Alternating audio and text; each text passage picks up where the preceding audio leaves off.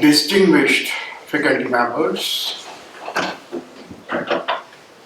my lovely daughter also, Amrita, a very, very good morning to all of you. Very good morning. It is my privilege to be here with you this morning to speak on a very, very contemporary area. To speak on an area which is very close to my heart. To speak on an area where, fortunately or unfortunately, I have been one of the negotiators from Indian side in various climate change conferences. Well, we are all aware that climate change poses irreversible threat to the life form on the planet Earth. So serious is the threat posed by climate change that it triggers a race between life and death. If we fail to do something serious to stop climate change, perhaps there will be no life form on the planet Earth in next 500 years or so. My dearest friends, climate change, as we all know, amounts to complete reversal of human rights. It amounts to complete negation of human rights. And the most affected persons are poor persons who are most vulnerable to climate change.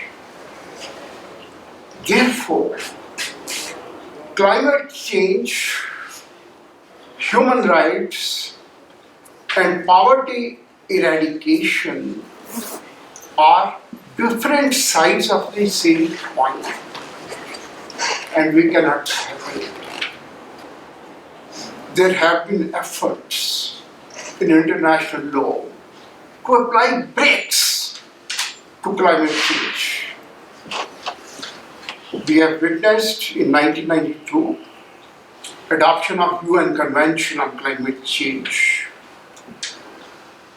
We have also witnessed that this framework convention was supplemented by Kyoto Protocol in 1997. But then, before we go ahead to the Paris, we must keep in mind that all these international legal instruments, namely convention and the protocol, are based upon equity.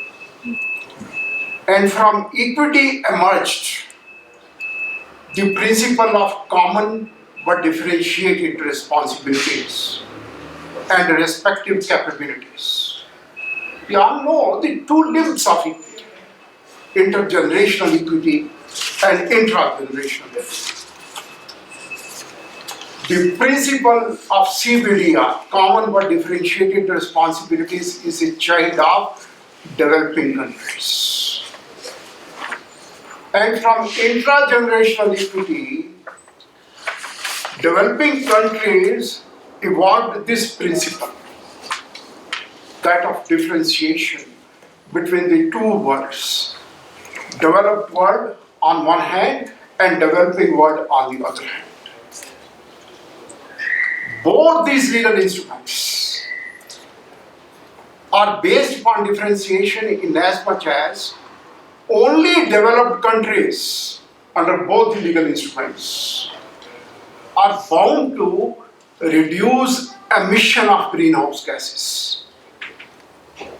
Developing countries are not bound, are not under an obligation under any of the two instruments to reduce their greenhouse emissions. Developing countries only are under an obligation to take mitigation and adaptation measures. That too, if supported by international finance and technology.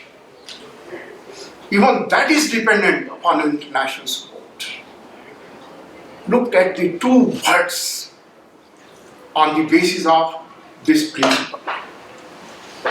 Kyoto Protocol is more specific, saying that developed countries must reduce greenhouse emissions by 5.3% below 1990 levels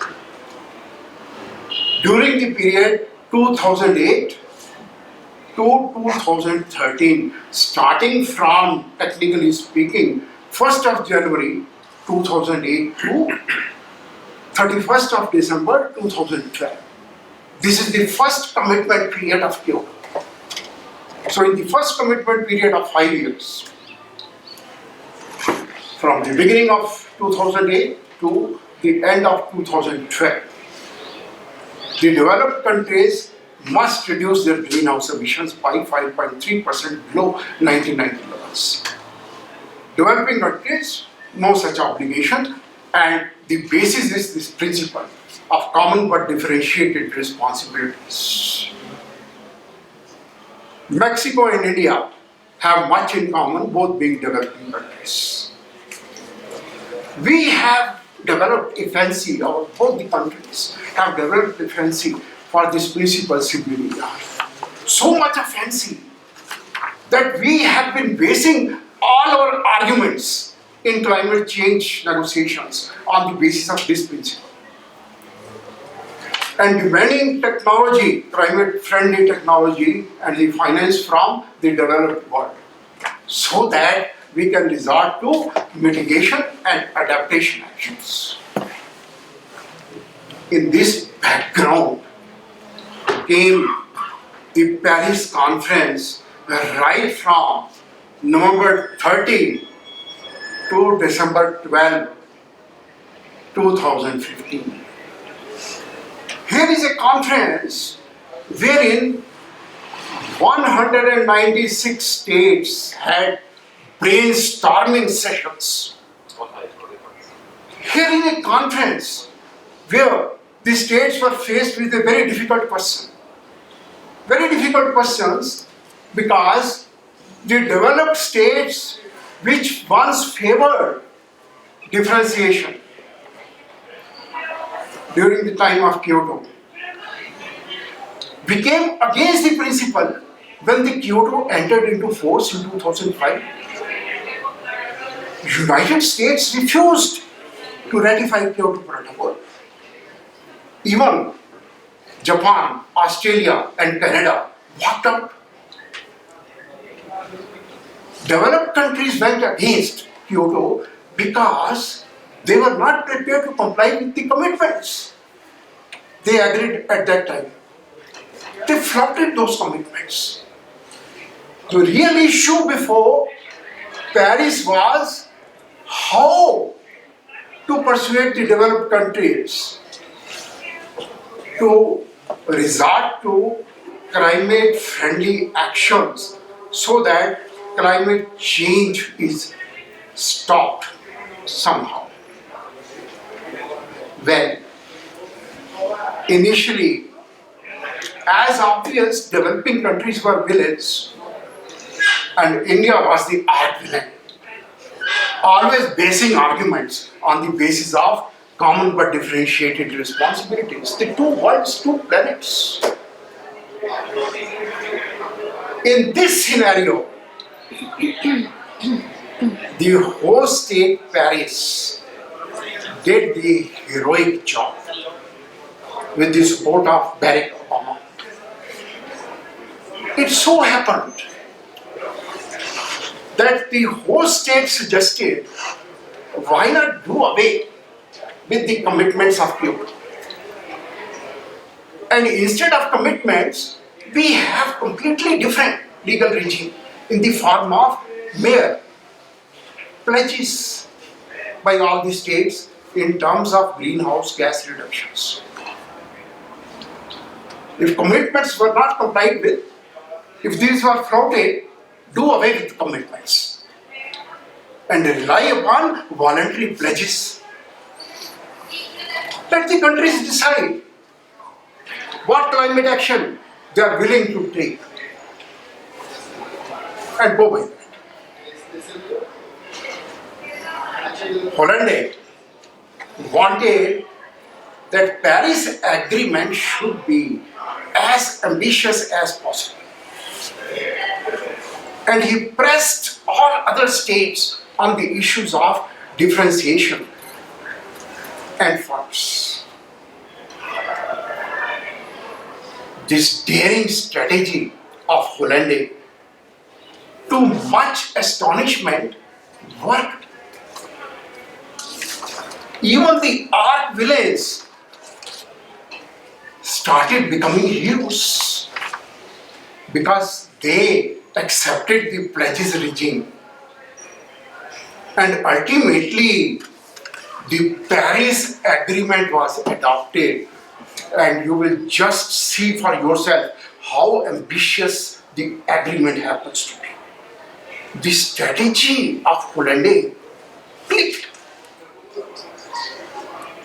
And when the Paris Agreement was adopted, the art village looked not too bad.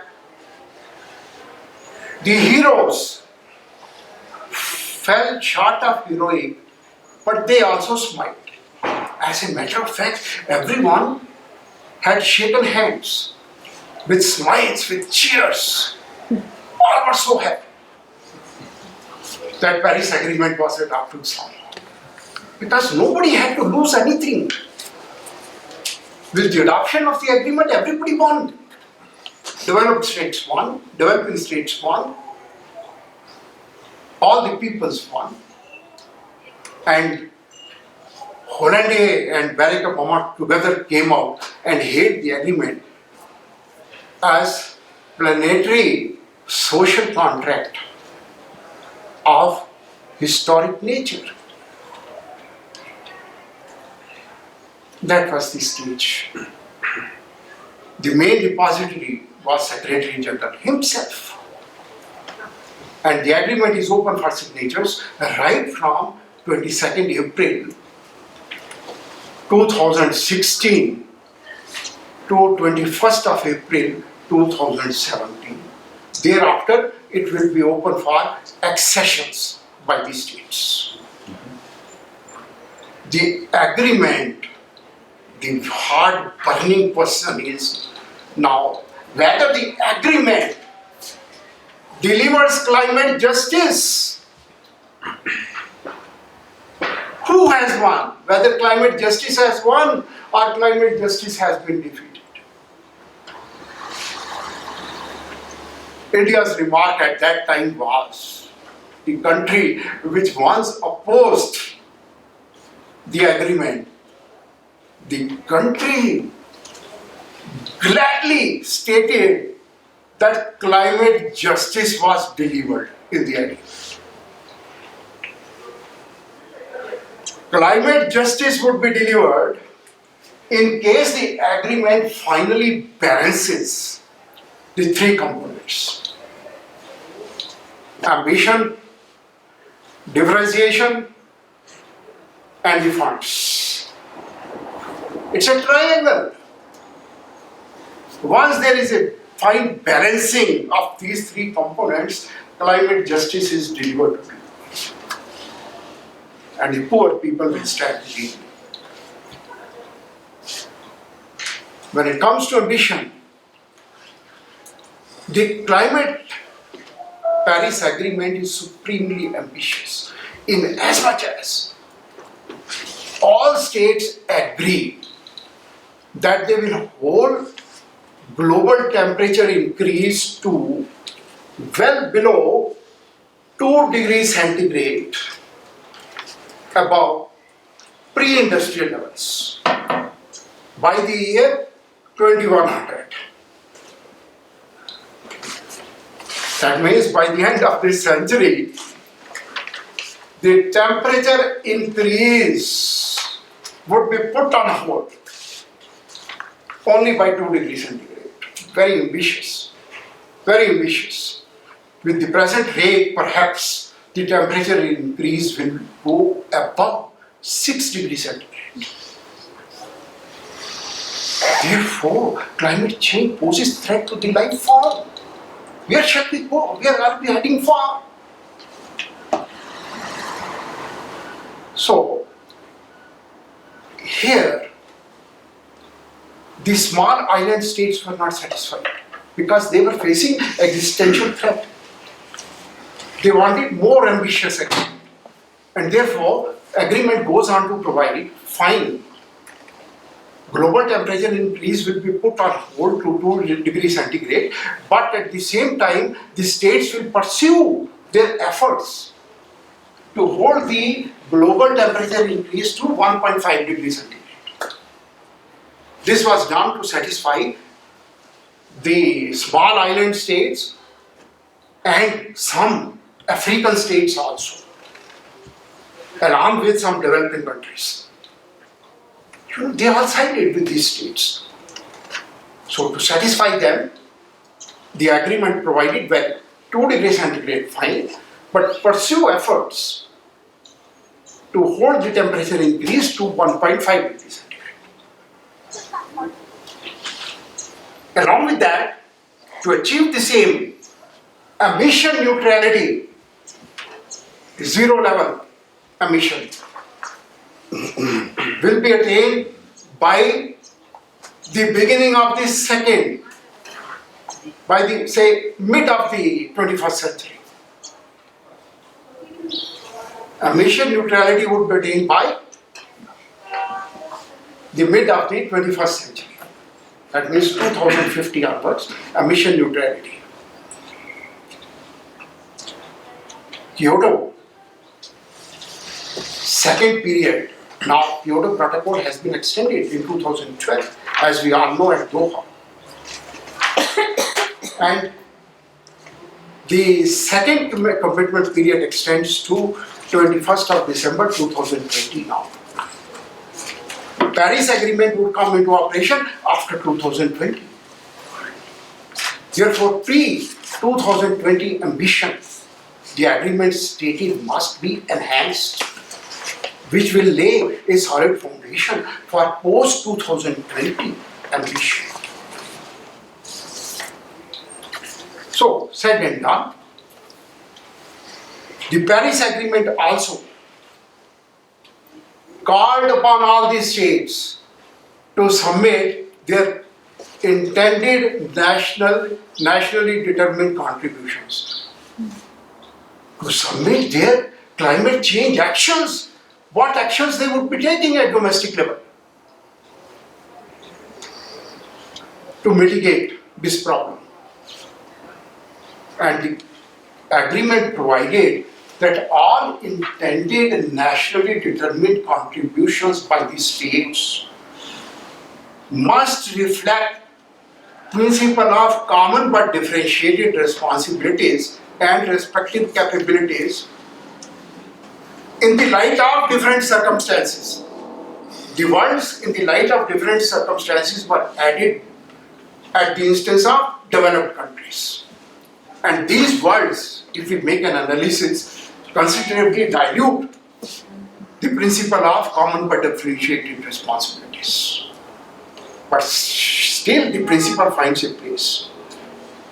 And the structure of the Paris Agreement rests on intended nationally determined contributions, INDCs. The pledges by the states in terms of climate, greenhouse gases reductions. These form the basis of the agreement. Unlike the Convention of 92 and Kyoto, which were based upon common but differentiated responsibilities. Now, instead of common but differentiated responsibilities, the basis is IND. When it comes to funds now, all the developed countries agreed that they would contribute amount to the extent of 100 billion US dollars by 2020. And this amount will go on increasing.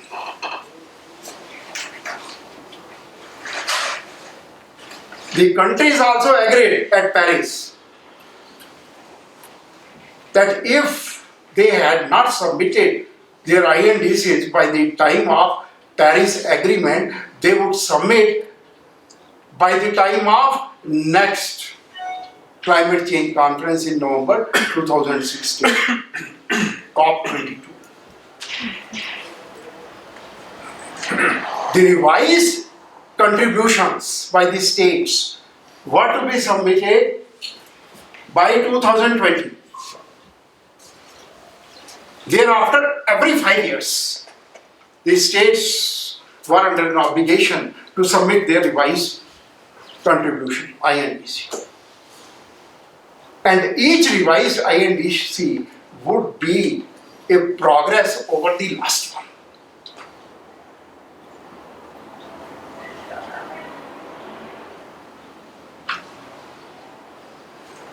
Look at the balancing between these.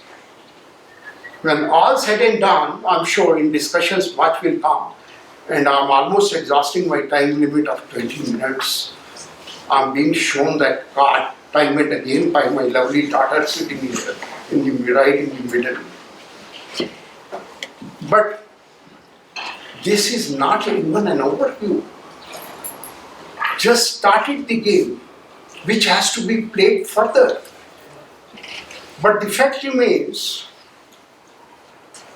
when the agreement was adopted,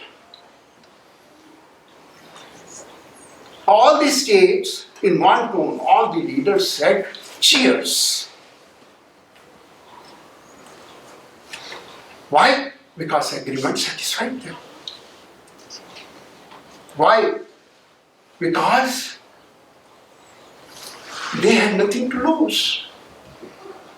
Look at the great experiment the agreement intends to do. Forget commitments, because the states were not for the commitments. They became averse to the commitments. And in place of commitments, the agreement is based upon pledge and review regime. Pledges made, reviewed from time to time, and to add further, let me inform you that in case of non-compliance with the pledges, there is no penalty in the agreement. The compliance committee is non-adversarial, facilitative in nature, and relies upon only name and shame principle.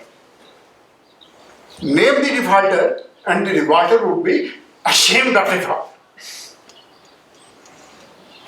The agreement believed that would be enough of penalty, because it would expose the defaulter state to international pressure. No Kyoto type penalty at all. No commitments, no penalties. All pledges, no penalties in case of breach of the pledges. That is Paris Agreement, which brought smiles to the faces of all the states. And when countries were happy, when people were happy, we believe that the agreement finally, very finally, balances ambition, differentiation, and funds, and therefore delivers climate justice. With this positive note, we very eagerly look forward to playing this Paris game in a positive note, with a positive note. In the next climate change conferences. And we have great hopes pinned at COP22. I think with these words, I must put a full stop so that there is enough of opportunity for discussion, interactions, and exchange of views. Thank you very much. Before I'm shown card again by my daughter sitting here. Thank you.